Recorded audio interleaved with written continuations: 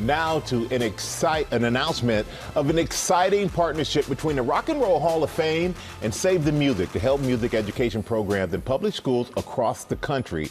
Here to talk about the collab are Grammy-winning Rock and Roll Hall of Fame inductee Sheryl Crow, Henry Donahue with Save the Music, and John Sykes, who founded Save the Music, is now with the Rock and Roll Hall of Fame. Give it up, all of you. And thank you all for being here. This is really, really exciting, John. And people don't know, but Save the Music was born in a GMA green room. Yeah, it actually was, Michael. We were in 1997. I was president of VH1, and the New York City Public Schools had something called Principal for a Day, where they had CEOs come to schools. You've probably done it. I remember that. And, yep. And because VH1 was a music channel, they sent me to a school that had a music program, and I saw these 12-year-old kids playing instruments, beautiful, happy, engaged. But I looked, the drums were held together with tape, the violins were missing strings, but they didn't care. And so the music teacher said, yeah, it's interesting, these kids are also my best students in math and English.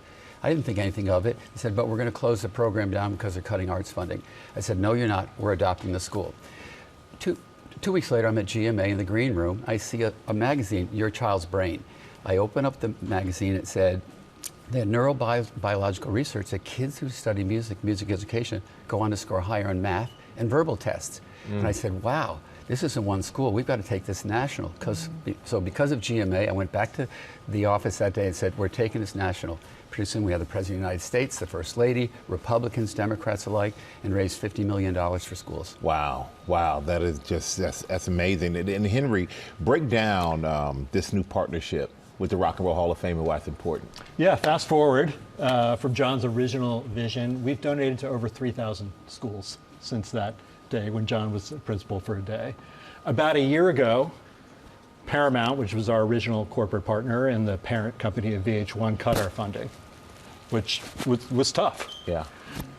But what's happened since then is so many people from the music industry, Sheryl, John, and now the Rock and Roll Hall of Fame, along with iHeartMedia and Bloomberg Philanthropies, are donating $1 million to Save the Music to help us on our way as an independent nonprofit organization. That's fantastic. And the artists will come to school. We applaud Cheryl's going to come to school. She's a Rock and Roll Hall of Fame inductee. One of the first Cheryl's a Rock and Roll Hall of Fame inductee, but also Sheryl used to be a music teacher. I was a music teacher, yes. So what does music education do for the kids? Because you were right there to see it. I've seen it in action. I taught in the St. Louis public school system way back. And you witness it. I mean, for one thing, the data that's out there with regard to math scores, that's all wonderful on paper, but you actually witness it. You witness what these kids can do, but also how it stimulates their brains. It gives them a break from the actual learning, stimulates both sides of the brain. When I was teaching, the year after I left, they cut public funding to music across the nation. So programs like this are so important, especially now. We need the arts. We need the ability for our kids to express themselves in ways outside of technology, in ways where they use their brains and their spirits, and it's so important. And you said especially now, which you are especially right about that. And Harry, I'm curious, what is it like on the ground when these rock and rollers walk into these classrooms where these kids get a chance to see them up close? It varies. We work hard to make it meaningful for the artists and for the students. So a couple of examples, Ed Sheeran, we've taken to about 5 schools. Ed Sheeran gets out of his car, walks into the school with his acoustic guitar and just sits down in a classroom, has a conversation with the students. Jelly Roll, we brought him back to his high school in Antioch, Tennessee for a really meaningful moment.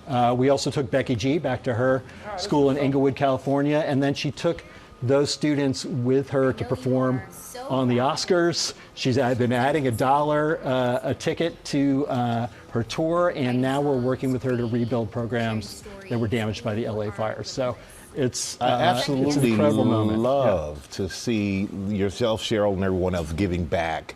To try to foster the next generation. Yeah. I mean, it's really incredible. And these kids will not just grow up to be musicians, but doctors, lawyers, or teachers. Absolutely. Because it really wires the brain. It does. And I'm curious, John, how were you as a principal? Well, I was a drummer, so that's a bad sign right there. But I basically said to the kids, it's noon, go home. No, well, you walk into a school and we all have kids. You're so moved by it, and you see how engaged they are, but you don't realize what they're learning when they're in music. The Greeks use music to teach math, half notes, quarter notes. Absolutely. There's a lot of math in playing music, so And I talked to so many people who are just successful people in life, and they said music taught me how to listen, how to work in an ensemble, you know, how to practice until you get something right. I mean, those are all schools or skills that apply, you know, to anything you do. Well, thank all three of you for being here. Thank you all for the continued work that you're doing, because this is really something that is essential and needed, in my opinion. Cheryl, thank you all so much. John, Henry, appreciate you.